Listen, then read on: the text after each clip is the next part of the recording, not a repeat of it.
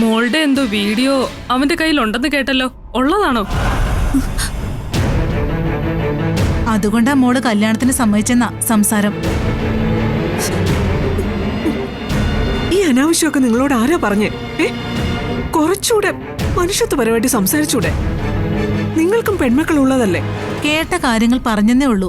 അത് തെറ്റായിപ്പോയോ? ഗോമതി ചേച്ചി മോളോടുള്ള സ്നേഹം കൊണ്ട് ചോദിച്ചതാ, തെറ്റായിട്ട് എടുക്കല്ലേ. അനുവിന് നിങ്ങളുടെ സ്നേഹത്തിന്റെ ആവശ്യമില്ലെങ്കിലോ?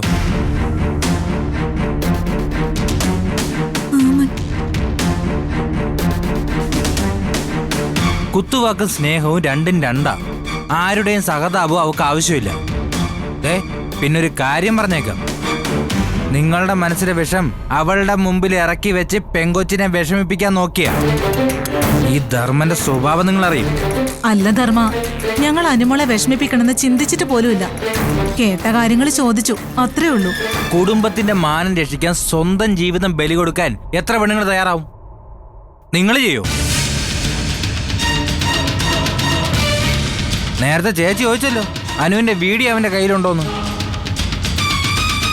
ചേച്ചി, നിങ്ങളുടെ അനിയത്തി അവളുടെ ട്യൂഷൻ സാറിന്റെ കൂടെ ബാംഗ്ലൂർ പോയതിന്റെ വീഡിയോ കുറെ കാലം ഈ നാട്ടിലെ ചെറുപ്പക്കാരുടെ ഫോണിലെ കിടന്ന് കറങ്ങിയതാ.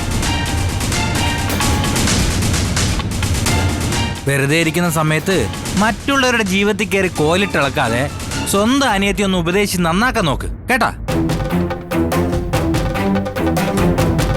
നിങ്ങളും ഒട്ടും മോശമല്ല, എന്നെ കൊണ്ട് പറയിപ്പിക്കണോ? ചേച്ചി, എനിക്ക് അത്യാവശ്യമായിട്ട് ടൗൺ വരെ പോണം. നമുക്ക് പിന്നെ കാണാം. പോട്ടെ മോളെ. ഞാനും വരുന്നു.